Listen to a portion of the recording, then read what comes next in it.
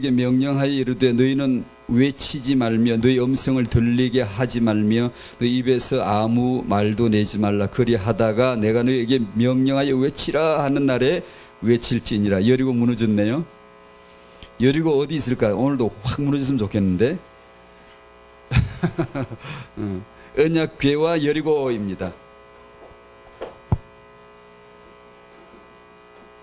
언약궤와 여리고, 홍해, 요단, 여리고 싹 다 나는 안 됩니다. 나는 죽어야 돼요. 나는 죽을 것이 홍해. 난 죽어요. 잠수하면 아무리 숨 오래 쉬어도 죽어요. 요단 못 가요. 물에 빠져 죽어요. 여리고 우리 힘으로 무너지는 데가 아니에요. 왜요? 넌 못하잖아. 난 한다. 그러려고 하나님이 자기 힘 자랑하려고. 너희들은 안 되지. 난 한다. 그 말이에요. 그런 데만 골라다 딱 세워놓고 예수만 그리스도야 라는 것을 확정시켜 주시는 거예요. 언약궤를 따라가는 이유가 있습니다. 여리고성을 매일 돌게 하신 이유가 있습니다. 여리고성을 무너뜨리는 힘입니다. 그래서 저는 이렇게 첫 번째 여호수아에서 누구를 배워야 되죠? 예수님 배워야 돼요. 예수님 알아야 돼요. 요단에서 누구 알아야 되죠? 예수 알아야 돼요. 여리고에서 누구 알아야 되죠? 예수 알아야 돼요. 성경은 아시듯이 성령의 감동하심으로 기록된 하나님의 말씀인 줄로 믿습니다. 그 말씀에서 주제는 단 하나밖에 없어요. 아는 사람은 너무 쉽고 모르는 사람은 죽어도 모르는 게 단 하나의 주제예요. 아는 사람은 하나니까 너무 쉬워. 그냥 창세기 펴고 예수 찍으면 돼. 그냥 출애굽기 펴고 예수 찍으면 그게 다 맞아. 그냥 이 말씀 무슨 뜻일까? 그리스도 그러면 그게 맞아요. 모르는 사람, 유대인은 백날을 창세기를 다 외워도, 통째로 다 외워도 답을 모르는 거야. 왜냐? 그 안에 유일한 주제가 예수라는 걸 모르거든. 예수란 결론 답을 내지 못하면 너무나 많은 주제가 나와요. 왜냐? 성경이니까. 놀라운 말씀들이 뭐 다양하게 여러 가지 주제가 나와. 그거 연구하다가 예수 놓쳐버리는 거예요. 탈무드 미시나 엄청나게 써놓고는 예수만 딱 모르는 거 있지. 망하는 거죠. 이제. 알면 너무 쉬운 거지. 하나님이 성령으로 이 비밀을 열어주신 자에게, 택한 자에게 열어주시면 너무 쉬운 거야. 어딘지 피면 예수니까. 모르는 사람은 너무 어려워. 어디를 펴도 다른 게 나오니까. 묻지도 않네. 나 되게 우스운데 지금. 쉬운 사람은 너무 쉬운 거예요. 왜냐? 답이 하나 있으니까. 답이 10개라 그러면 10개 찾아야 되는, 복잡한데 좀 하나도 안 복잡한 거야. 그냥 예수야. 그냥 답이 그냥.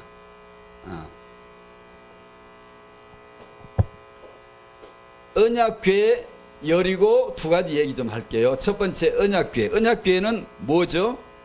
지난번에 같이 나눴죠. 이 언약의 궤짝, 이 상자는 뭐냐? 테바라고 했었지요. 성경에 세 가지 테바 얘기했죠. 노아의 방주, 노아 시대 홍수, 물로 다 죽게 돼. 노아 식구라고 안 죽는 법이 있나? 노아 식구들은 뭐 산소 탱크, 뭐 연관 탱크를 찾나? 다 죽는 거예요. 물 속에 들어가면 다 죽어요. 갑이나 어리나 다 죽게 돼 있어요. 살 수 있는 사람은 없어요. 그런데 산 사람이 있단 말이에요. 노아의 가족 8식구는 살았단 말이에요. 왜 살았죠? 예수 그리스도가 대신 죽고 죽을 자가 안 죽은 거예요. 물은 심판을 뜻합니다. 사망, 재앙, 저주, 심판을 뜻합니다. 항상 예수께서 날 대속하신 예수가 대신 저주를 받으시고 노아와 그 가족은 면한 겁니다. 구원을 받은 거예요. 그것을 노아가 말씀을 따라 만든 방주, 배가 아니고 상자죠. 상자. 100% 죽을 인생이 신기하게 안 죽었네. 어떻게 안 죽었지? 대속입니다. 십자가 예수님 대신 죽으시고 믿는 자 안 죽어요. 그 다음에 두 번째가 모세를 담은 갈대 상자입니다. 갈대 테바예요. 이 태반은 담기면 무조건 살아요. 예수께서 나를 대신해서 저주받으신 십자가를 보여주는 것이기 때문에 이 언약을 붙든 자는 누구든지 살아. 노아의 가족 살았죠. 모세 물에 던져, 이스라엘 아들 태어나면 물에 던지라. 다 죽어요. 모세라고 안 죽나? 다 죽는 거예요. 모든 인생은 다 죽는 거예요. 근데 모세가 살았죠. 왜요? 괜히 산 게 아니에요. 하나 죽었어. 죽어. 상자, 이 태바가 물에 던졌다 이 말은 예수께서 저주하러 들어가신 거예요. 대신 대속의 심판을 받으신 결과 모세는 그 예수 안에서 살았다는 메시지를 주시는 거예요. 너희들도 예수 믿으라, 그 말이에요.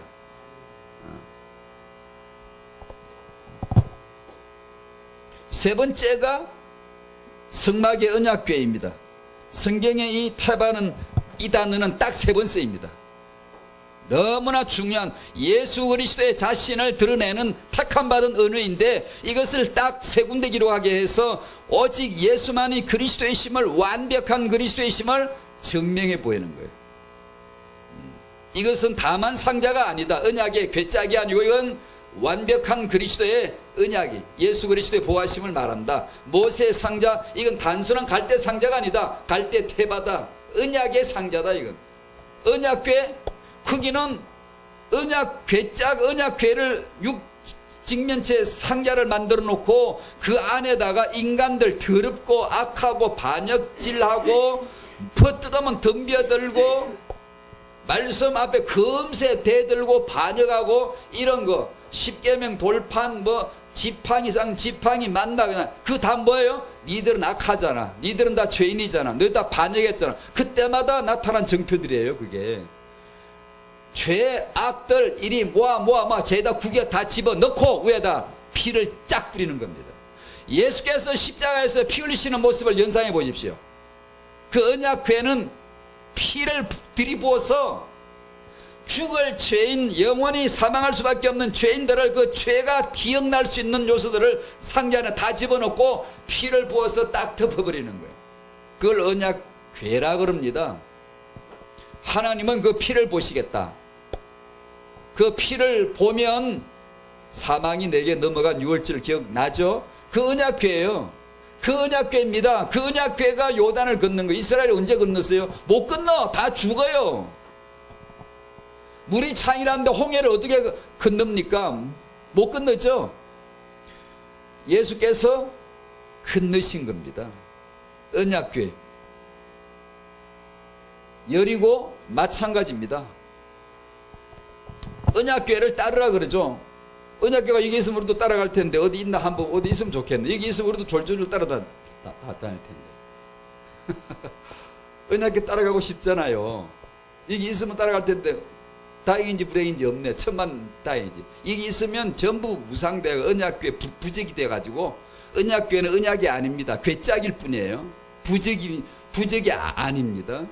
이스라엘 백성들은 언약궤를 앞세우고 가면 만사 형통할 줄 믿고 언약궤를 앞세우고 소리를 지르고 거짓 영성이에요. 뭐 어떤 뭘 봤다느니, 무슨 뭘 체험을 했다느니, 뭐가 나타났다느니 그냥 고래고래 소리 지르고 막 소리 지르고 기도하고 부르짖고 거짓 영성이에요.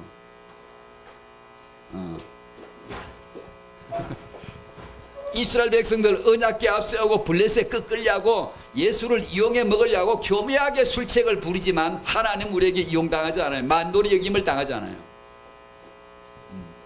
만약에 언약교회에서는 반드시 우리 그렇게 갖다 놓고 우리도 소원성취를 빌고 우리 내 자식 잘 되기를 빌고 대학의 시절 되면 언약교 있는 교회는 몇 터져 지붕까지 올라가겠지. 죄다 벌떼마냥 붙어가지고 언약교 한번 만족하려고 거기서 빌고 우리 자식 서울대 입학되게 해달라고 합격 감사한금이 있다면 나가지고 평소에는 안 하던 감사한금을 일이 넣어가지고 바치면서 그런 싸가지들을 죄다 골라 내버리시기 위해서 안 보이는 겁니다. 성령께서 계시는 거예요. 안 보이는 거예요. 그걸 보이면 전부 돈 많은 놈들, 출세한 놈들, 권세 있는 놈들이 죄 다 차지할 거 아니에요, 이게 지금. 그래 안 해요? 거짓 영성, 거짓 믿음. 언약궤 없는 겁니다. 그런데 메시지는 나오죠. 언약궤 따라가라고. 그 웃자면 좋아? 언약궤는 없는데 따라가 자꾸 그러네. 어떻게 해죠? 신약 성도가 언약궤를 따라가는 것이 무슨 뜻이죠? 어떻게 하랍니까 여러분? 언약궤를 따라가라 그러는데 이스라엘 백성은 언약궤를 따라갔어요. 우리는 언약궤 지금 보여야지. 없는데 어디 갔죠? 어디 갔죠? 모르나? 어디 갔죠? 그 언약궤 대신 예수님을 당신 마음에 모셔들여 버려야 돼요. 당신 안에 집어넣고 다녀야 돼요. 당신이 성전이 되고 지성소까지 되어버리고 언약궤를 모시고 다니는 거야. 아예 언약궤를 졸졸 따라가는 게 아니라 이 언약궤 대신 예수님을 내 안에 중심에 모시고 존재로서 모시고 살라는 거예요. 그것이 신약 성도 언약궤를 따라가는 믿음이에요. 지금 어디 보야 따라가지 뭐가 있어야 뒤따라가죠. 예, 그것이 우리에게 성령 내주 인도 역사, 그것이 언약궤를 따라가는 겁니다.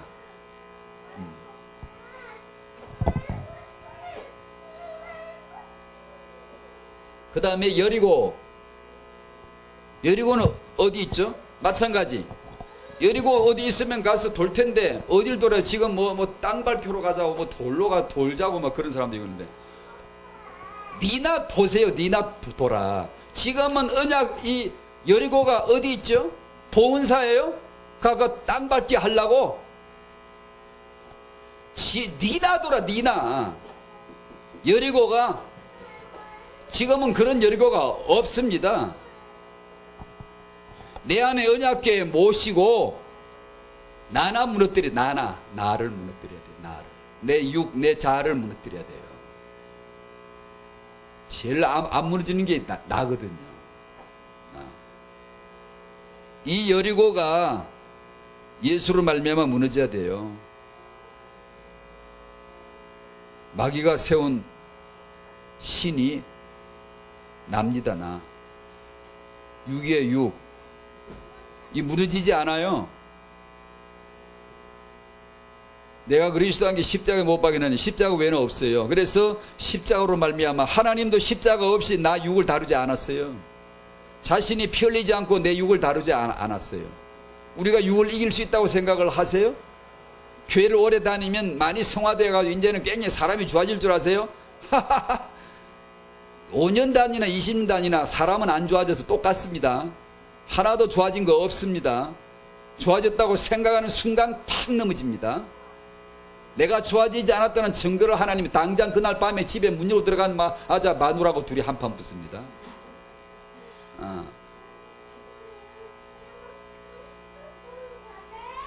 끊임없이 우리는 내가 아니라 내 실력, 내 영성도 아니고 오직 예수만 바라봐야 돼요. 예수만 믿어야 돼요. 끊임없이 매일매일 오늘의 말씀, 오늘의 믿음 끊임없이 그렇게 살아야 돼요. 그렇게 살게 하려고 우리한테서 내 불신앙, 내 육을 떼내주지 않은 거예요. 여러분 그거 궁금하지 않으세요? 전 진짜 한동안 진짜 궁금했거든요. 내가 예수 믿으면 내 육, 내 옛자를 좀 떼내주면 좋겠어. 다 떼내주면 더 좋고 정하기 싫으시면 반만이라도 떼주시면 좋겠어요. 그럼 내가 신앙생활하기 훨씬 수월해질 거 아니에요? 그런데 이날까지 하나도 줄지 않았어요. 이 성질머리는 똑같고요. 많이 달라진 것 같죠? 뭐가 달라졌죠? 나는 달라진 게 아니에요. 내 안에 사시는 주님이 달라지신 거예요. 내 안에 사시는 주님의 영토가 넓어진 거예요. 주님의 나라가 내 안에서 넓어진 거예요. 주님의 처소 거처가 나인데 나를 거처를 삼아 더 주님의 그 영토를 넓히신 거예요. 그거 외에는 없어요. 그래서 나라고 하는 여리고가 무너져야 됩니다. 여리고가. 언약궤와 여리고 하면 그저 뭐 그런 생각을 하십시오. 언약궤 내 안에 모셔드려야 돼요. 어딜 따라가긴 어딜 따라가요. 언약궤 따라가는 자 다 망합니다. 엉뚱한 소리하고 이상한 짓 하고요. 없습니다 지금. 그것이 성령으로 말미암아 이제 믿는 자 안에 들어오세요. 내가 성전, 내가 지성소에 언약궤 모신 지성소 알죠? 너희가 거룩한 주의 처소가 됐다 그러잖아요. 성전. 그게 언약궤 따르는 겁니다. 그러면 여리고 무너지는 거죠. 여리고 무너지는 게 뭐죠? 끊임없이 그리스도가 내 안에 사시는 거예요. 그분이 내 안에서 도시는 거예요. 운행하시는 거예요.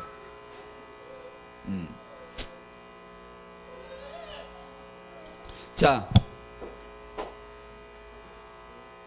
오직 예수 안에만 나 있다. 그 나가 오늘은 부부입니다. 남편 아내. 지난번에는 나이고 역시 그 난데 부부 아내입니다. 창세기 2장을 다 같이 한번 펴시겠습니다. 오직 예수는 결론입니다. 그러면 나머지는 싹 다 서론이에요. 나도 서론, 남자도 서론, 여자도 서론, 부부도 서론, 부모도 서론, 다 서론이에요. 서론으로서 이해하면 돼요, 그냥. 그러나 그 서론 아무도 모르죠. 왜냐? 예수를 모르면 몰라요. 예수 결론 나야 서론을 아는데 유대인들은 예수를 모르니까 창세기를 외워도 몰라. 이 서론이 뭔 뜻인지를 모르는 거야, 지금. 근데 우리는 아주 무식한 사람이라도 이방인은 예수를 턱 영접하고 나면 서론이 쫙 보이기 시작한 거야. 이제 딱 들려지기 시작해. 이제는 그만큼 예수 믿는다는 것이 얼마나 위대한 일인지를 모르는 거죠, 이게. 창세기 2장 21절 지난번 읽었는데 오늘 또 한번 보는 게 좋겠습니다. 자, 2장 21절에서 25절까지 이 서론을 봅니다. 이건 그림자예요. 모형이에요. 뭔가를 암시해주고 있다 이거예요. 이것이 목적이 아니고 뭔가 다른 본질을 아른아른하게 뭔가를 귀띔을 해주는 거예요. 이게 다가 아니고 그게 구약입니다. 그게 이 사물이에요. 세계사의 인류 역사예요.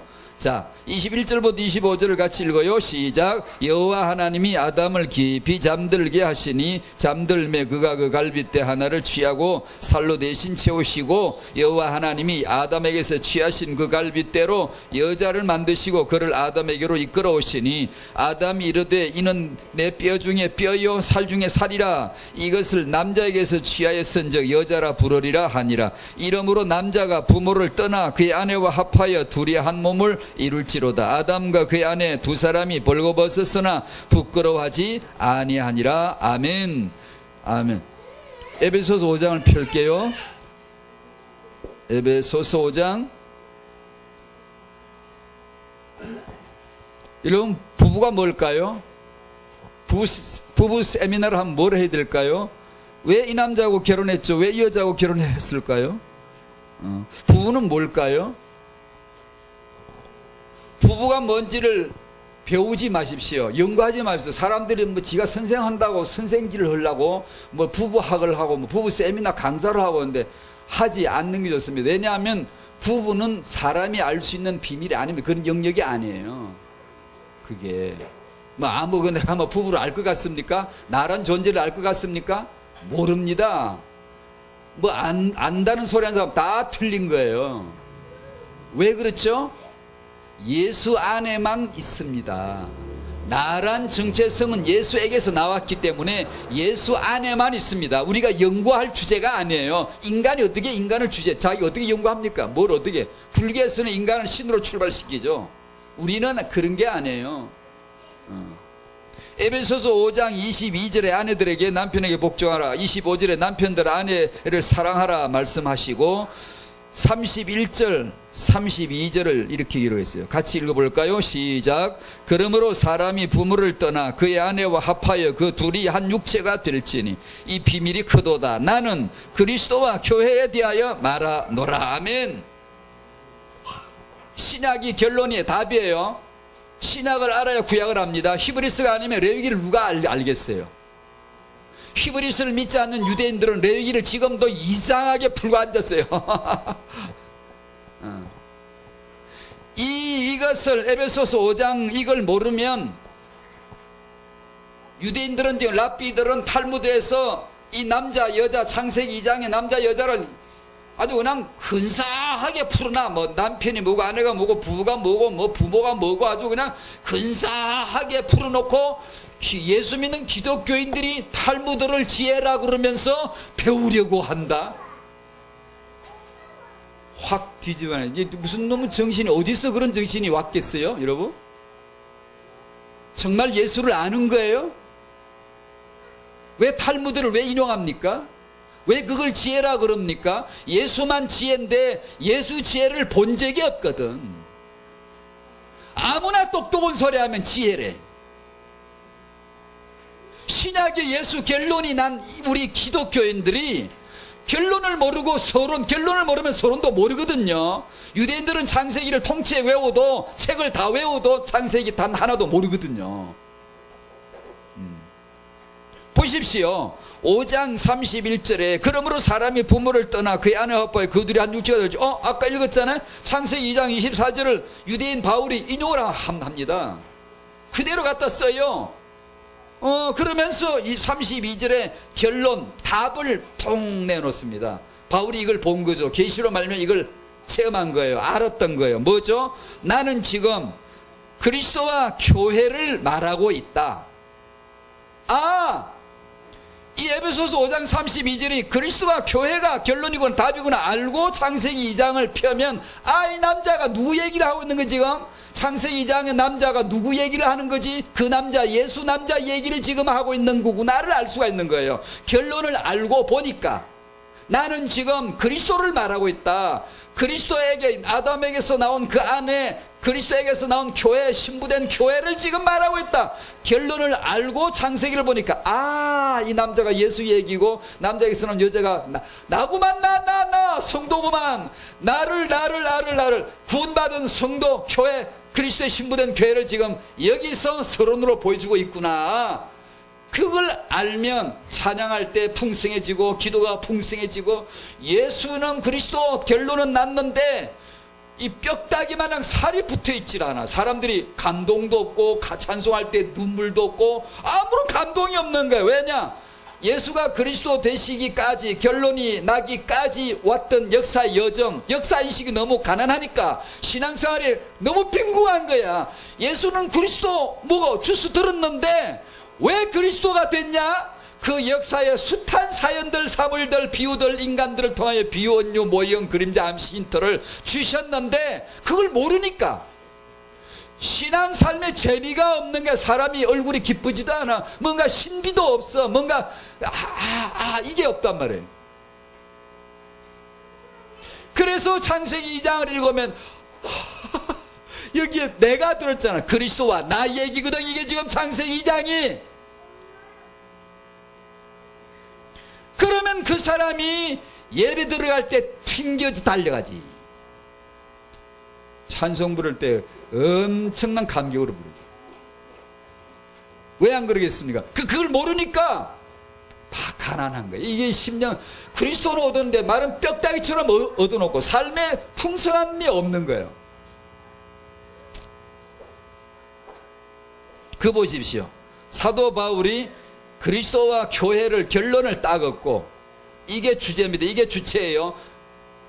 그리고 객체로서 인간 아담, 그리고 인간 하와를 시작을 한 창세기. 창세기는 굉장히 창세기 하니까 엄청나게 중요한 것 같죠. 중요합니다. 안 중요하다는 뜻은 아니고, 그러나 복음에 비하면 그건 서론에 불과해요. 그죠? 그러니까 이 신약 성도가, 이방인 한국 사람이 성전도 한 번도 안 가본 사람, 어느 날 예수 믿고요, 유대인들은 꿈도 못 꾸는 고단수로 바로 점핑 엘리베이터 수직 상승을 탁 시키면 하나님의 자녀 되어버린 거예요. 그 아들의 영을 탁 부어줘가지고 쫙 보게 해주시는 거예요. 유대인들은 지금까지 창세기를 이잡듯이 잡고 앉았거든. 근데 에베소 5장 32절을 모르니까, 그리스도를 믿지 않으니까, 에베소서를 성경으로 인정하지 않으니까 창세기를 아무리 뒤져봐도 무슨 뜻인지를 모르고 맨날 남자 얘기, 여자 얘기, 부부 얘기만 하고 앉았다 이 말이에요. 근데 기독교인들도 부부 세미나 보면 부부 얘기만 하려고 하는 이 머리는 복음을, 그 비밀을 제대로 못 본 거라. 우리가 정말 예수 알아요? 예수 알면, 입만 열면 맨날 예수 얘기할 거지. 분명히 할 거지. 남자가 모이면 예수 얘기. 왜? 남자가 예수한테서 나왔는데 어디 가서 남자를 알 수 있나? 근데 우리는 왜 자꾸 남자 얘기를 하려고 그러지? 예수 얘기를 해야 남자가 되는 건데, 남자가 왜 남자지? 예수 믿어야 남자지. 여자가 왜 여자지? 예수 믿어야 여자지. 그런데 왜 예수 얘기를 안 하고 여자 얘기를 하려고 그러는 게 자꾸만. 절대로 답 안 나오는 거예요. 하나님 카운트 해주지 않아요. 그런 거 했다고 주의 종이라고 칭찬해 주지 않습니다. 죽으나 사나 예수만 말해야 돼요. 예수만 그리스도를 말해야 돼요. 그게요.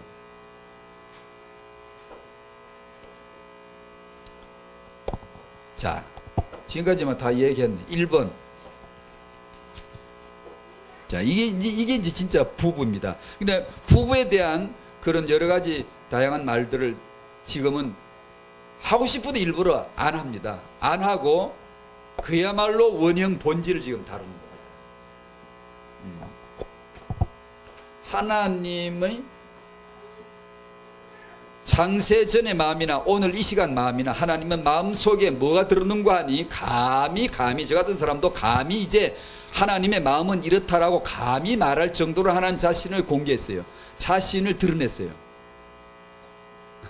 저 같은 사람조차도 하나님의 마음이 이거다라고 말할 정도로 하나님의 본심은 그 중심에는 창세 전에 가지신 그 마음이나 지금 방금 이 시간에 하나님 마음속에 잔뜩 품으신 마음이나 동일한데 그리스도입니다. 그것을 1번 하나님의 창세 전부터 미리 알리신 바 되신 누구죠? 창세 전에 미리 알리신 누구죠? 창세 전에 미리 정해놨어요. 창세 전에 하나님 미리 딱 정해놨어요. 뭐죠? 그게 누구죠? 그리스도입니다. 그리스도. 그리스도란 이름 우리가 부를 때 엄청난 뜻이 있습니다. 그리스도.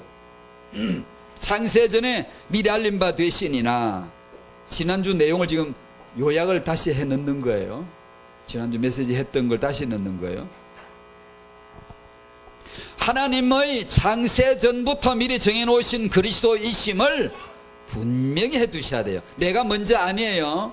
내 문제 해결이 먼저 아니에요. 내 구원이 먼저 아니에요.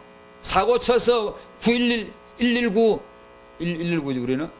긴급 출동해서 나를 구원하러 오신 분이 아니에요. 그것이 시작이 아니에요. 창세 전에 이미 그리스도를 딱 분명하게 세웠어요. 정해놨어요. 당신의 그리스도로 창세 전에 이미 정해놨다고요.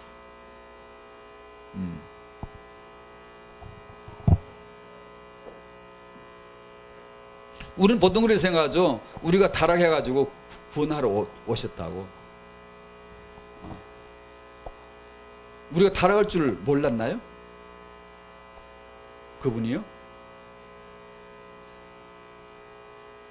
아셨죠? 창세전에 이미 다 들어도 그리스도란 그 말 한마디 속에는 창조, 형상, 타락, 구속, 십자가, 피, 구원 쭉쭉쭉 다 들어. 그래서 하나님의 자녀되고 그리스도의 아내 되고 결혼시대란 다 포함된 게 그리스도라는 의미입니다. 그 언약 속에 다 들어있던 거예요. 여기서 이제 지난주 메시지 요약입니다. 삼일체 하나님이 여기서 등장을 하시죠. 왜냐하면 그리스도 중심으로 그리스도를 아버지가 계획하고 아들이 그리스도를 실행하시고 성령이 그리스도를 증거하시고 삼위로 되셔서 그리스도 하나를 전심전력으로 하나님의 여호와의 열심으로 이를 이루시리라. 그리스도입니다. 이게 아버지 아들 성령이 삼위 하나님이 본질은 하나이신데 본체 나타난 본체의 형상이 새 본체로 나타나셔서 하시는 일은 동일한 하나예요. 그리스도 기업 올리는 그리스도 기업 올리는 그리스도만 집중하시잖아요. 성경 66권이 뭘 얘기해요? 그리스도만 얘기를 하고 있잖아요. 왜 딴 얘기를 합니까? 삶을 풍성케 하는 얘기들, 우리가 잘 살아가는 방법들 너무 많아요. 너무 우리가 너무 똑똑해졌어요. 지금 우리 설교들이요. 너무 유연해졌어요. 너무 얌전해졌어요. 지금요. 피가 나오고 거기서 막 십자가가 나오고 거기서 엎어지고 회개하고 귀신이 떠나 이래야 되는데 너무 얌전해졌어요. 왜요? 얌전한 축복된 설교들만 죄다 하고 있으니까 지금요. 죄 회개 이런 얘기 했다는 지금 현대 실용주의적 기독교에서는 금기사항이거든요. 죄 회개 이런 거 3주만 말하면 교인 떠나기 시작한다고. 아니 공공연하게 우리들끼리 얘기돼 있어요. 왜요? 우리 얘기 다 하는 거예요. 그냥 인간 얘기를 하는 거예요. 우리끼리 모이면 교회이고 많이 모이면 부흥이고 어디서 나온 척도예요? 완전히 인간 척도예요. 개척교회 목사님들 저도 개척교회입니다만 그 정신부터 고쳐야 됩니다. 왜 부흥이, 뭐가 부흥을 해야 됩니까? 모이면 개척교 목사님도 부흥이 안 돼서. 아니야, 진짜. 왜 부흥이 안 됩니까? 부흥이 우리가 뭘 하는 게 부흥이라고 생각하시면, 우리가 사람이 많이 모이는 게 부흥입니까? 그래서 한국 교회가 많이 모이는데 어땠습니까? 지금까지. 그래서 더 모여야 우리나라가 복음화 될 거라고 생각하십니까? 이런 사고방식 자체를 근본적으로 뜯어 고쳐야 됩니다. 예수를 알아야 됩니다. 두세 사람이 모인 곳에 예수가 계시면 된 거지.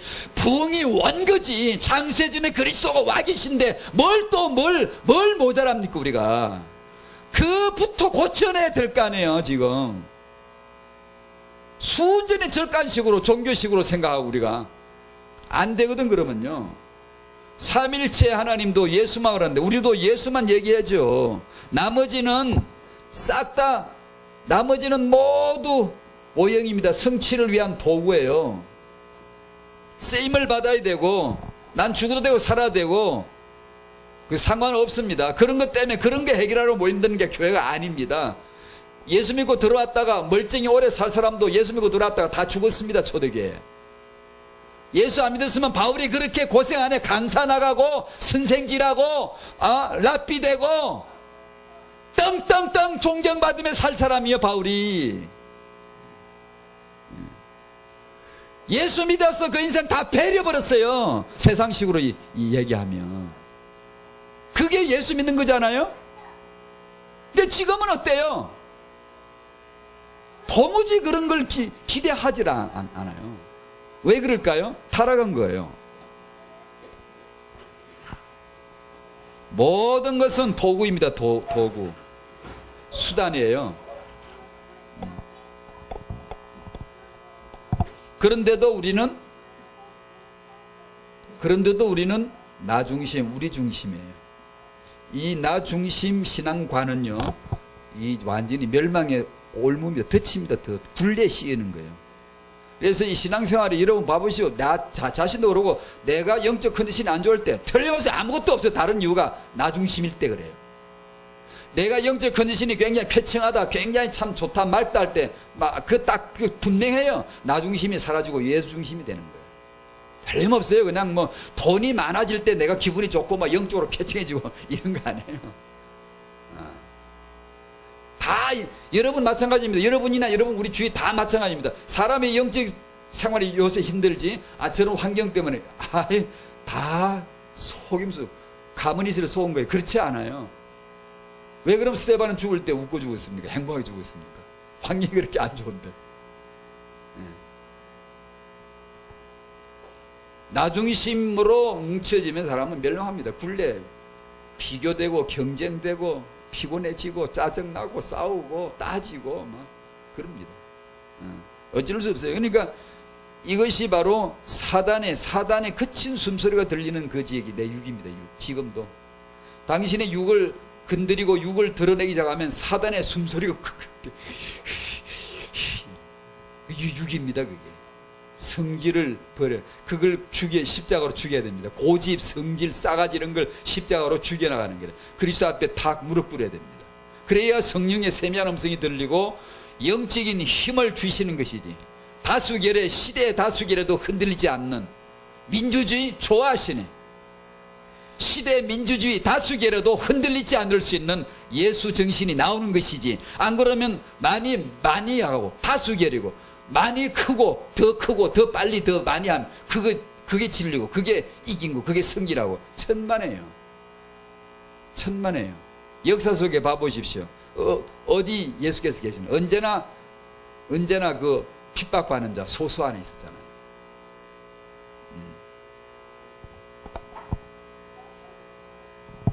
그래서 복음은 나를 죽이고 내 안에 예수가 사시는 게 복음입니다.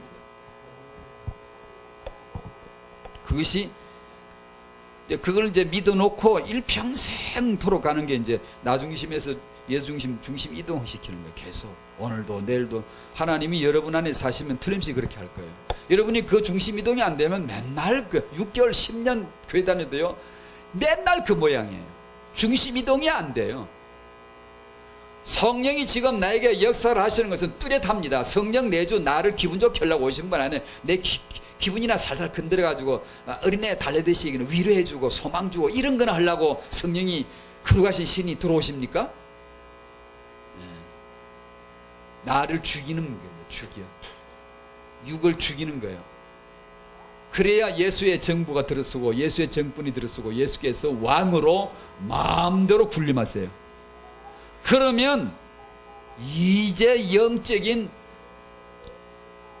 하늘나라, 그 어디나 하늘나라, 드디어 그런 찬송가가 부를 때 눈물이 나오는 거예요. 지금 내 노래를 하고 있잖아. 그걸 아는 거예요. 근데 그 지금 자기 노래가 아닌데 그 노래를 맨날 부르고 앉아 있어 본들 감동이 오나? 그게 그냥 말만 하는 거지. 그게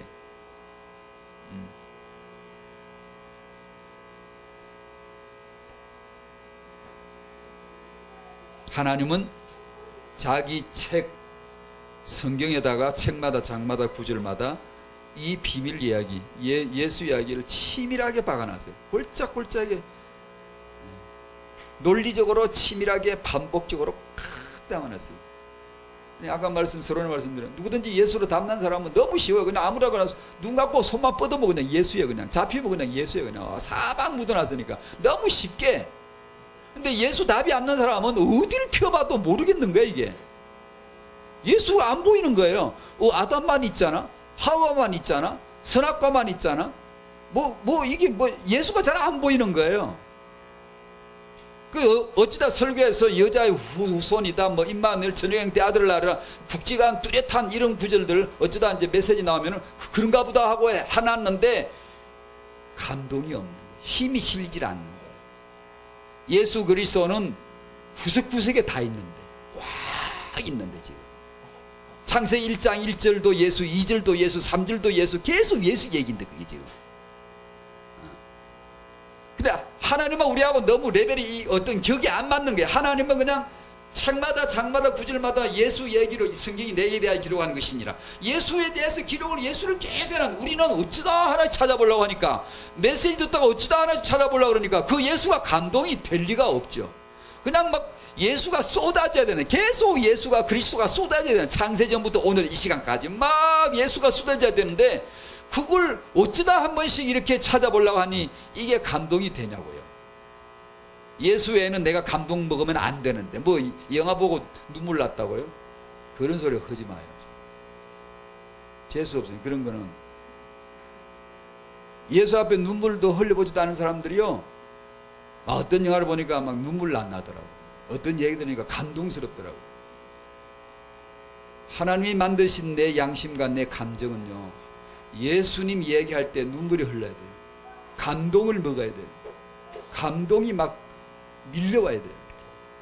그게 안 되거들랑 땅을 때리쳐야 돼요. 울어야 돼요. 그걸 회개해야지. 그런 걸 회개해야 수단이 다 단수가 있는 거예요. 단수가, 사람 영적인 단수가. 내 마음이 퍽퍽하고 드라이해져서 왜 예수의 십자가를 말하는데도 마음이 이렇게 메마를까? 내가 어떻게 살다가 어떻게 언제 죽을지도 모르는 인생이 이렇게 여유를 부리다니. 그때 머리를 찍든지 박든지 해요. 땅을 치든지 말든지 좀. 그런 걸. 그래서 내 육을 정복시켜 비켜나가라고 해야 돼요. 비켜나가고 내가 내 영으로 내 중심 존재를 다해서 주님을 향할 수 있도록 만들어 놔야 되는 거죠. 안 그러면 우리는 육적인 거, 물질적인 거, 세상적인 거 이런 것만요 혹합니다. 가만히 있으래 그냥 귀가 쩍 열리고요. 예수 이야기하면 개물체래 그냥 아무 감동도 못 받는 거예요. 세상 축반 얘기 이런 이야기하면 막 눈이 덩그래가지고 막 이렇게 가만히 있으래 쏘가 넘어가기가 딱이야. 그냥 사람들 딱이에요. 2번 결론으로서 예수, 그러니까 부부로 서론으로서의 부부입니다. 제가 언젠가 꽤 됐는데요, 필리핀 가서 청소년들에게, 렘들에게 이 얘기를 했었거든요. 결혼 얘기, 창세기 2장 얘기를. 신랑은 예수고 신부는 우리다. 결혼식을 통해서 예수 결혼식을 보여준 거다. 그러니까 우리가 결혼식장을 내가 쭉 설명해 주면서 이 결혼식장은 삼위일체 하나님이 그대로 나타나고 있고 바로 그 신앙을 고백하는 순서들이다. 전부 다 그게 이런 얘기를 했었거든요. 성령께서 교회를, 성도를 예쁘게 성결이죠. 거룩이죠. 험 없이 점 없이 거룩하게 의의 세마포스는 아까 벌거벗었죠. 왜 그럴까요? 뭔가를 암시를 해주기 위해서입니다. 그것이 뭔가를 귀띔을 주는 겁니다. 성령께서 너에게 세마포스를 어떻게 입혀가는가를 시작을 시키는 게, 시작부터 다 입고 나오면 입을 게 없잖아요. 그래 시작을 벗겨놓는 거예요. 지금 머리가 아마 헷갈릴 거예요. 지금 뭔 소리야?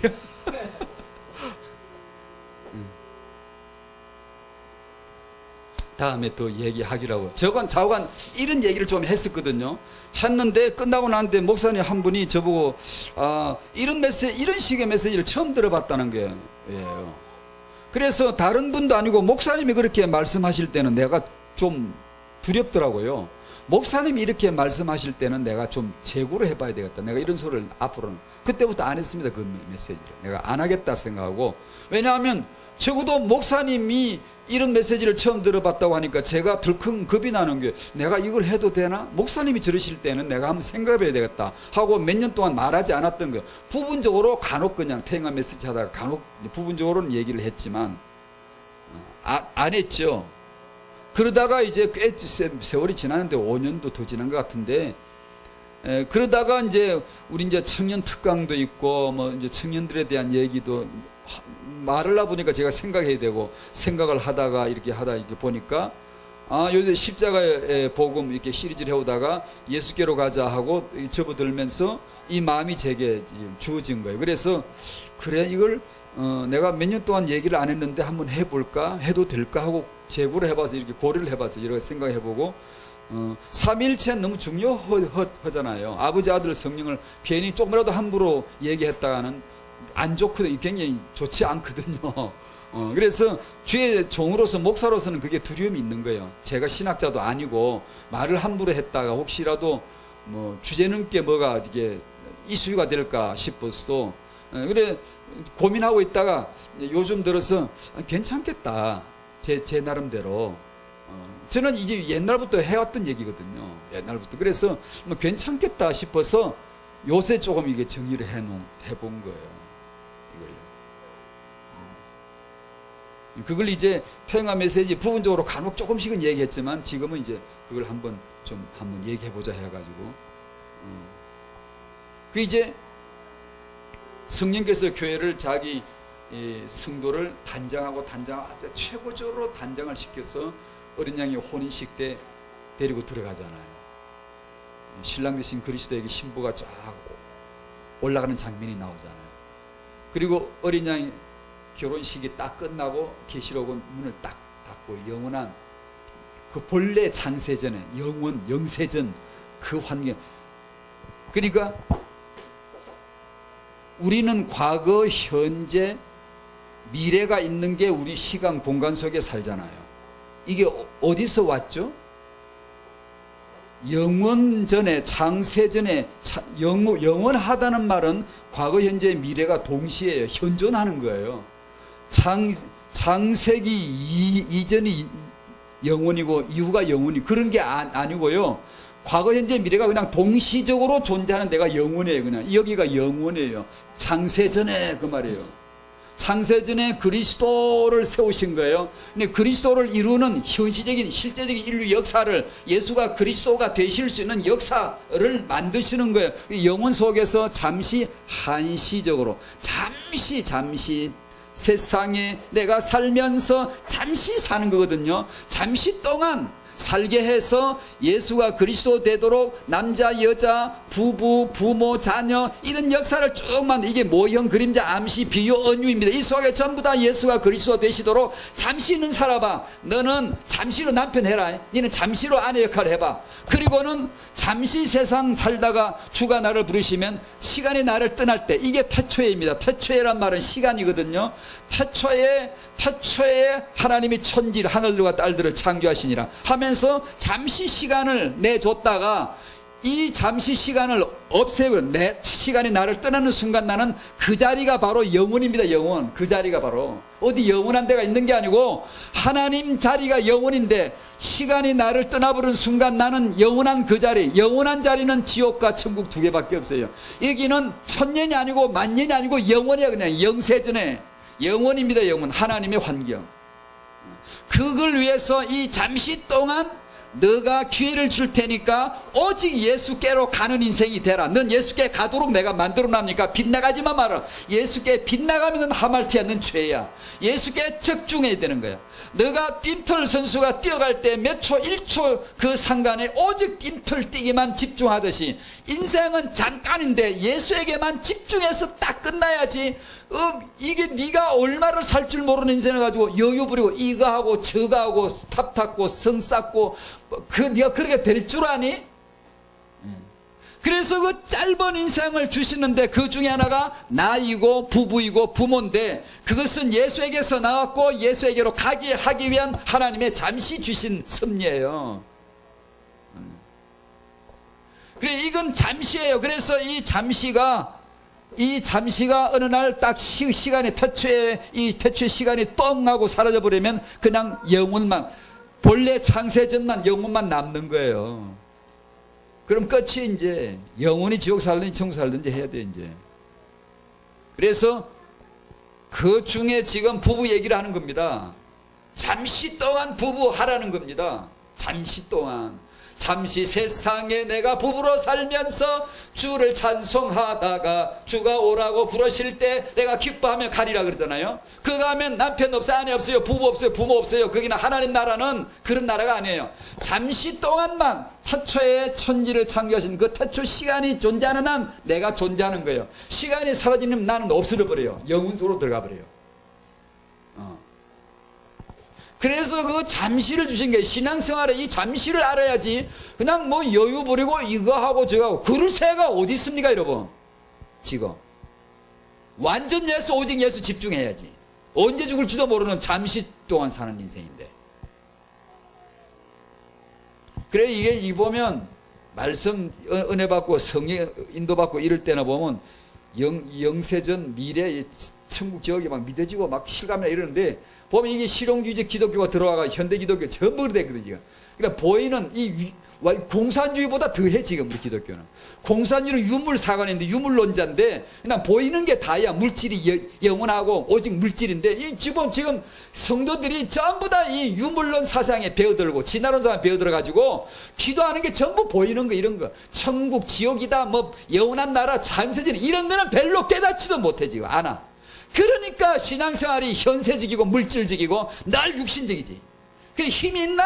영적으로 그런 담대함이 나옵니까? 성결하지 않아요. 지금 내가 잠시 살다가 천국 갈 건데 이런 생각을 해야 한 번이라도 성결해지고 그래, 이렇게 하지. 이게 복음은 유일한 것이기 때문에 너무 중요합니다. 이게 오직 예수, 오직 그리스도라고 메시지가 나오면 성도들 하나하나는 말초신경이지. 피가 말초신경 끝까지 돌아야 하듯이 예수는 그리스도란 이 국지관 메시지가 말초신경 성도 한 사람 한 사람에게 창세기 1장서부터 2장서부터 3장서부터 그리스도가 그 말초신경 성도 하나하나까지 팽팽 돌게 해줘야 돼. 그래야 예수가 그리스도 했는데 그것이 딱딱딱 돌아야 되는데 지금 이게 피가 안 돌아요. 사람들이 보면 이제 예수는 그 그리스도 너무 편하게 해놓고는 두려움도 없고 구원을 이루고자 하는 두려움도 없는 거예요. 너희는 두려움과 떨림으로 구원을 이루라 했는데 그런 긴장감도 없고 그냥 게으르고 그냥 느슨하게 퍼져 있단 말이에요. 이거. 그러니까 예수는 그리스도? 아니요. 말만 그러지 삶에 있어서는 못 누리는 거예요. 지금 너무나 많이 랩들 들고 태영아 부부들 만나면 그런 부부들이 힘들고 지쳐 있는데 이 목사 양심에 그런 사람들 앞에 복음을 말하지 않고 뭘 타영아 책 쪼가리 얘기? 저도 하라 그러면 많아. 책이 제가 수백 권, 500~600권 읽어서 요약을 해놨는데 왜 할 말이 없겠어요. 끄집어내서 써먹으라 그러면 줄줄이 나오지. 줄줄이 나와. 뭐 누구 책 그냥 끄집어내 얘기하라 그러면 컴퓨터에 요약해 놓은 거 끄집어내면 그냥 억수로 나옵니다. 그런데 저는 목사거든요. 예수 이름으로 안수를 받은 목사란 말이에요. 못났건 말건 기본적으로 목사란 말. 그래서 목사의 양심에는 예수의 복음을 말해야지. 그래 청년들이 뭐 성에 대해 성교지에 특강을 해달라고 그러면 옛날에는 마음이 좀 있었어요. 해야 되겠다. 지금은 너무 냉담해. 제가 싸늘해졌어요. 마음이 없어요 지금요. 왜냐하면 아니 언제 죽을지도 모르는데 빨리 예수 얘기해야지 뭘 다른 얘기를 해야 되겠나. 그렇다고 해서 제가 뭐 다른 것은 일체면 말하면 안 된다 이런 뜻은 아니고요. 그렇다고요.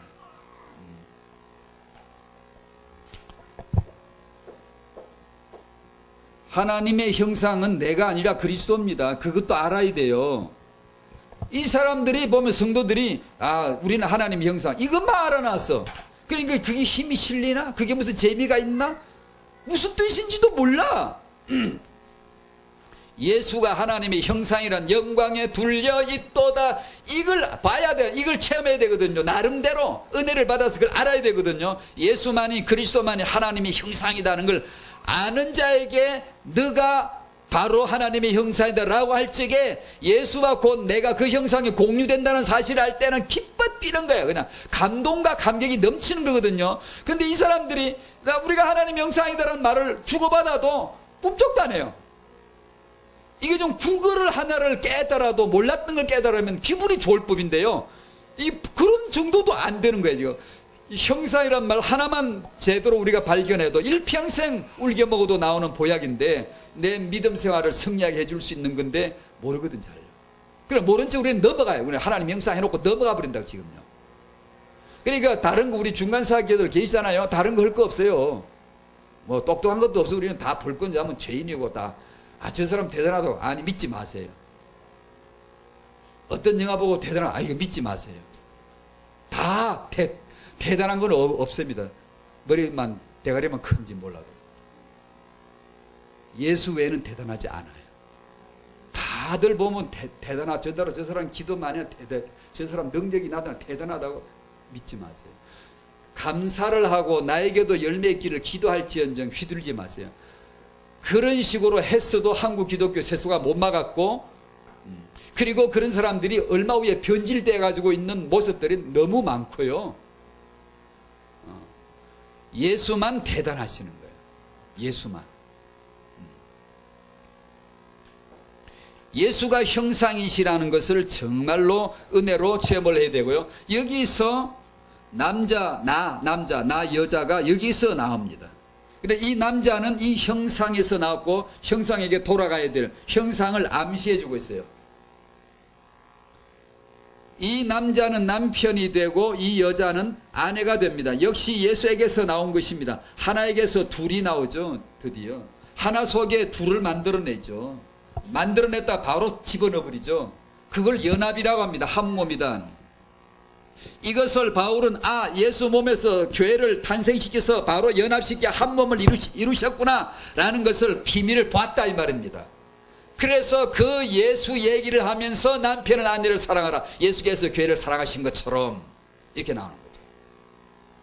그 예수가 누구다라는 걸 아는 자에게 예수께서 너를 교회를 사랑하신 것처럼 너는 아내를 사랑해야지 라는 메시지가 떨어지면 바로 꽂혀 들어오는 거죠. 바로 그걸 예수를 모르는 사람, 예수의 감격이 안 되는 사람한테 아무리 얘기해봤자 예수가 유일하고 결론이고 답이다 이걸 그 난 사람에게 메시지 들어가야 되는데 그게 희미한 사람에게 아무리 남편 보고 아내를 사랑하든 인본주의 교육시키는 거 이상 의미가 없는 거예요 그게. 그래서 우리는 항상 복음이 체험되어야 되는 거예요. 항상. 왜냐 전부 남자들 여자들이잖아요. 다요. 그게 그리스도에게서 나온 거거든요. 그리스도의 자기 표현은 난 이렇게 생겼다. 남성을 봐봐. 그 말이거든요. 난 이렇게 생겼어. 여성을 봐봐. 그런 거거든요. 난 이렇게 생겼다. 부부를 봐봐. 나는 내 교회를 내 몸에서 만들어냈다. 내 뼈다. 내 살이다. 너는 나야. 교회 너는 성도 너는 곧 나야. 너는 뼈 중에 뼈요 살 중에 살이로다. 너 나다 이 말이거든요. 그처럼 나를 알지. 그리스도께서 하신 말, 너 나를 알지 나를 믿지. 그래 이제 그처럼 들고 연합해라. 네 부부는 그렇게 연합하라.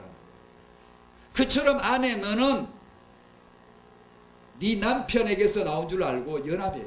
그걸 복종이라고 지금 말하는 거예요. 남편 너는 그리스도께서 하시듯이 아내를 위해 죽을 수 있어야 되는 거예요.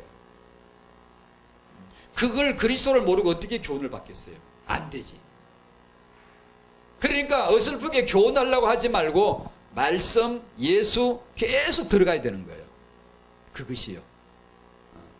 그리고 나서 남편과 아내를 그렇게 그리스도처럼 사랑해야지. 그리스도께 하도 복종해야지. 바로 먹혀 들어가죠. 예, 아멘, 아멘. 예수님을 그렇게 존귀히 여기는데 왜 안 따르겠어요? 아멘, 아멘. 그러나 예수님을 존귀하게 여기지 못하는데, 복음 체험이 안 됐는데 아무리 얘기해도 힘들어요. 난 이것 때문에 안 돼요. 난 저것 때문에 안 돼요. 힘을 받지를 못하는 거예요. 근데 우리는 계속 그런 얘기만 하면 되겠습니까? 지금 모이면 복음 얘기, 예수 얘기 해야죠. 계속 해야죠. 그리고 그거 되도록 기도해야죠. 아담아, 나 오늘 너를 네 안에서 네 아내를 만들어냈다.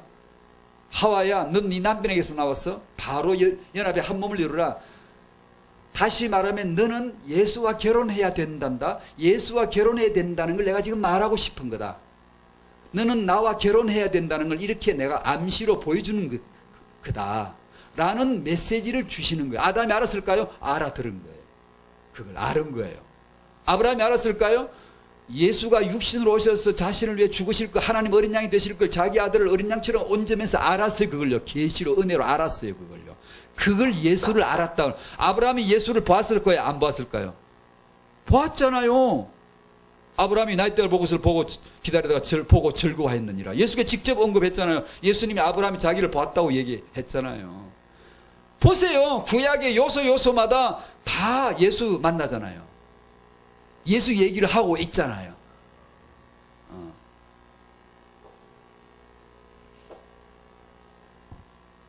그래서 지난주와 더불어 이 얘기를 질문을 드렸던 겁니다. 왜 남자가 혼자 사는 게 좋지 않다고 했을까요? 예수를 생각해 보세요. 이 남자가 예수라고 생각해 보세요. 예수는 혼자 있고 싶지 않아요. 죽으서라도 자기 아내를 만들고 싶었던 거예요. 성도를 만들고 싶었던 거예요. 왜 남자를 위하여 돕는 배필을 지으리라고 하셨을까요? 이 여자를 창조하신 후에야 힘이 좋다고 했어요. 그 보세요. 교회, 성도가 예수의 피로 말미암아 구원받은 성도를 얼마나 기다리고 얼마나 사랑했는지, 그게 창조의 완성이거든요. 그게 창조의 완성이에요. 창세기에서 이 하나님의 창조의 완성을 미리 보여준 거예요. 나는 이렇게 그리스도의 안에 교회, 신부된 교회를 만들므로 내 창조를, 새 창조를 완성할 것이다. 그것을 창세기를 통해 보여준 거예요. 왜 남자는 부모를 떠나 아내와 연합하는 것이 결혼이라고 할까요? 여자는 그럼 결혼할 때 부모를 안 떠나나? 그죠? 여자도 부모 떠나지요. 그럼 이게 무슨 말이에요? 그 남자 예수 얘기를 지금 하는 거예요. 저 높고 높은 별을 넘어 이 낮고 낮은 땅 위에 죄범한 영혼 구원하러 이 땅에 오신, 어떻게 자기가 십자가 지고 자기 피를 흘려서 자기 아내를 자기가 만드는 거예요. 아담 뼈가 나오는 거예요. 그 남자 얘기를 지금 해주고 있는 거예요. 그 우리가 에베소 5장을 결론 답을, 예수를 믿은 사람이 창세기 2장을 보면 이 내 이야기를 하잖아. 예수 얘기, 예수 안에 나 얘기를 지금 하잖아. 근데 눈물 나는 거예요. 감사하는 거예요. 유대인들은 이걸 모르고 무슨 뜻인 줄도 모르고 맨날 이 연구만 하고 앉았는 게 유대인이고요. 왜냐하면 예수를 모르니까요. 예수를 알아야 여자지. 얼굴만 예쁘다고 여자냐? 예수를 알아야 남자지. 그러니까 청년의 결혼도, 부부의 출산도, 부모의 양육도, 조부모의 3대 언약 전수도 다 예수 얘기예요. 예수 얘기. 예수라고 하는 결론을 보여주시고, 창세전의 결론을 먼저 딱 정해놓고 결론에 도달할 수 있는 여정을 자기가 직접 몸으로 와서 하나씩 걸어갑니다. 보여주세요. 그게 인류 역사입니다. 인류 역사가 끝나고 시간이 펑 없어져 버리면 끝입니다. 이제 끝이죠. 잠깐 살도. 그러면 우리 이제 남편은 아내의 상태에 대해서 말할 필요가 없습니다. 아내는 자기 남편의 상태에 대해서 말할 필요가 없는 거예요. 왜냐? 전부 다 수단이요, 그림자요, 예수께로 나를 인도하기 위한 하나님의 섭리예요. 후회하거나 낙마하거나 그러면 필요가 없는 거예요. 복음이라고 하는 것은 그런 걸 다 없애버리는 거예요. 지금 이 시간 예수께로 가게 하는 거예요. 문제가, 어떤 사람은 문제 해결 받는 걸 기독교는 기도 응답이라고 생각해요. 우리가 기도하고 전도하면 재앙이 없을까요? 재앙이 없어지면 어떻게 살랍니까, 여러분? 문제가 없어지고 싶죠. 어떻게 살랍니까? 문제가 없으면 어떻게 살랍니까, 여러분? 다음 주일에 교회 나올 거예요? 몇 주는 나오겠지, 몇 주는. 한 달도 채 못 가서 거의 없어져 버릴 겁니다. 거의. 사실상. 문제가 없으면 어떻게 살라고 다들 문제 해결 받으려고 그러는 거예요. 이 세상의 여정은 예수가 그리스도 되시게 하기 위한 부담, 짐, 고통, 죄, 타락, 마귀, 천사 다 세팅된 거, 다 필요한 것들이에요. 그래서 하나님이 구원받은 제게도 문제를 가져가지 않습니다. 왜냐하면 유익이니까. 그게 유익이에요. 만약에 나를 그렇게 사랑하시는 아버지 하나님이 나를 정말 사랑하시는데 내게 유익이 된다면, 그것이 유익이 된다면 내게서 유익이나 문제를 떼내버리지. 정말 하나님이 나를 사랑하시다는 걸 믿습니다. 혐의를 두지 않고 정말 솔직하게 아버지가 나를 사랑하시다는 걸 믿는데도 그 하나님이 내게서 문제를 왜 제거해 가지 않습니까? 왜? 내게 유익이라. 네가 약할 때 오히려 너는 유익이다. 네가 약할 때 오히려 내 능력이 내게 머무는 것이다 라고 바울에게 말씀하신 이유는 뭘까요? 좀 떼가버리면 안 됩니까? 얼마나 고통스러웠던지. 그걸 좀 제발 좀 가져가 달라고 바울이 3번 빌었다 그러잖아요. 기도했다. 3번 다 너 안 돼. 넌 이게 있는 게 좋아. 그게 가시가 뭐라 그랬죠? 제가 전에 소개를 했죠? 그게 뭐라 그랬죠? 이쑤시개 가시가 아니고 선인장 가시가 아니고 바늘 가시가 아니고 1m, 2m 되는 쇠짝살입니다. 그게 스콜롭스는 군사용어인데 그거는 적장을 잡아가지고 적장 두목을 잡아가 적장 옆구리를 확 관통시켜 찔러가지고 끌고 댕길 때 쓰는 그 단어입니다. 가시란 말이 많아요. 많은데 성령께서는 사단에게 그 가시를, 육체의 사단의 가시란 말을 쓸 적에는 그걸 썼어요. 사단에게 꼼짝 못하게 거지처럼 미말 중에 미말에 처박힌 이 비천한 인생처럼 만들어. 사도 바울이 산 인생은요 정말 비참합니다. 여러분, 인간적으로 볼 때 그렇게 막 능력이 나타나는 것 같은데도 자기 형편은요 미말 중에 미말에요. 처박혔어요. 꼬라지가 이미 말이 안 해요. 그렇게 하나님이 가시를 확 작사를 찔러놓고 끌고 다니는 거예요. 왜냐? 교만하면 안 돼요. 안 돼요. 다 여러분 있습니다. 여러분, 아유, 저 성도님은 저 집은 진짜 아무 문제가 없는 것 같다. 전 진짜 응답 있고 축복 있는 것 같다. 있어요. 문제 있어요. 문제 없는 사람은 아무도 없어요. 믿으세요. 고통 총량의 법칙이 있어요. 다 저 사람은 없는 것 같아요. 아니에요. 반드시 있습니다. 만약에 그 사람이 신앙생활을 하고 있다면 반드시 뭔가 있어요. 고통이 있어요. 없을 리가 절대 없습니다. 인생은 창세기 3장 출신인데 없을 리가 절대 없어요. 그래서 남편 아내 상태, 아내가 어디도 그럴 필요가 없습니다. 웨슬레 자기 아내는 시대적인 악취였다 그래요. 세계적인 악취였다 그래요. 웨슬레 목사님의 아내는. 그럼 결혼 잘못했나요? 여러분 청년들 결혼할 때 그런 여자 만나면 안 됩니다. 우리가 그래야 되나요? 어떻게 되는 거야 지금? 그런 여자 만나면 안 되지. 피하고 싶지? 웨슬리 목사님은 참 더럽게도 응답을 못 받았나 보다. 그런 여자를 만나가 평생 그 수십 시간을 전도한다고 말 타고 돌아다니고 고생하고 먼지 뿌여 들어지고 집에 들어오면 머리카락도 별로 없는데 몇 개 안 남았는데 그걸 잡고는 니나 잘해 막 그랬다는데. 세상에. 그런 여자 그냥 하크도 차버리고 재혼해가지고 세계보험 더 빨리 많이 했으면 좋을 것 같잖아? 아니요. 그런 아내, 그런 남편의 상태를 말하지 않는 게 복음입니다. 나로 하여금 예수께로 가게 하는 하나님의 지극한 선물이요, 하나님의 섭리라는 것을 아는 거예요. 아니 저 집은 자식 문제가 저렇게 참 힘들겠다. 아니요, 니나 잘하세요. 냅두세요. 아무 상관없습니다. 하나님의 섭리가 오히려 더 크고 더 깊이 와 있어요. 있을 수 있어요. 어떤 사람은 처박혀 자빠져가 뭐 형편없는 짓을 하는 사람이죠. 오늘 갑자기 큰 죄 중대에 나옵니다.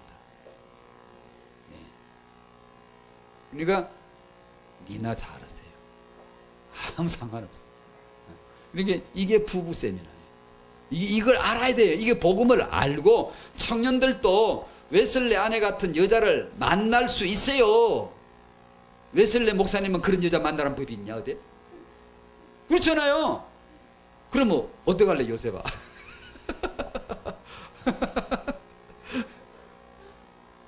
그런 여자 만나라는 게 아니고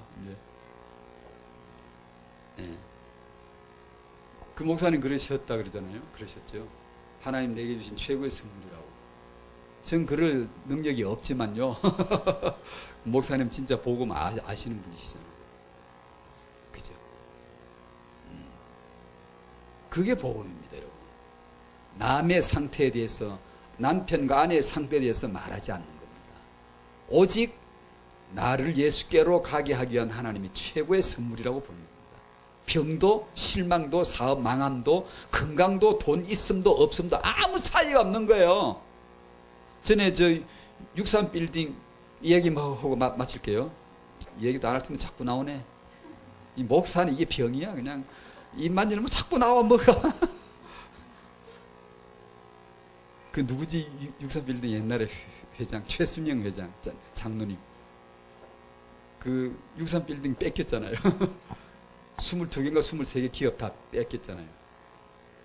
DJ 정권 있을 때 밑보여가지고 뺏겨버렸습니다. 다. 그게 다 당시만 해도 그게 그런 일이 있었어요. 완전 그냥 억지로 빼앗아버린 거예요. 그 뺏겨버렸어요.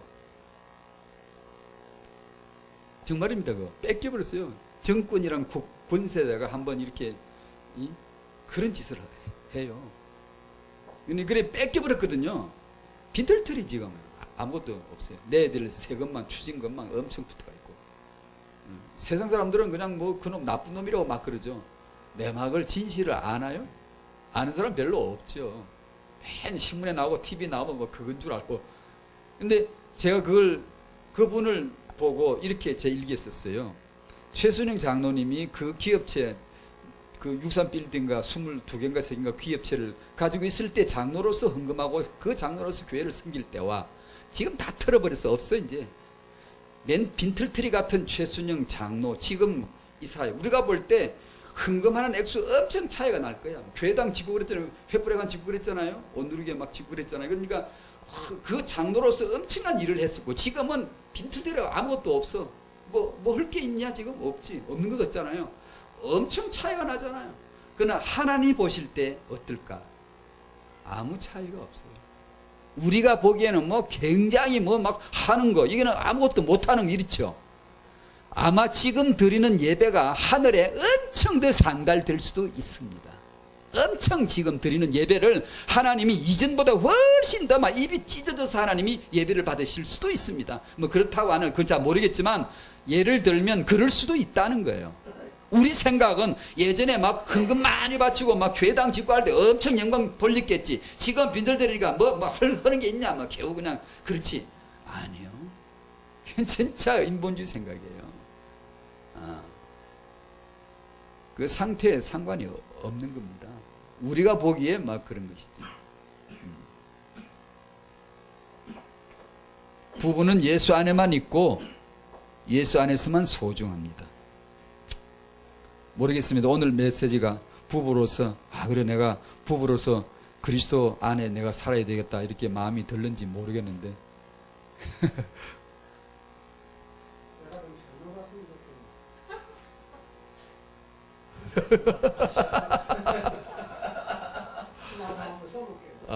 참.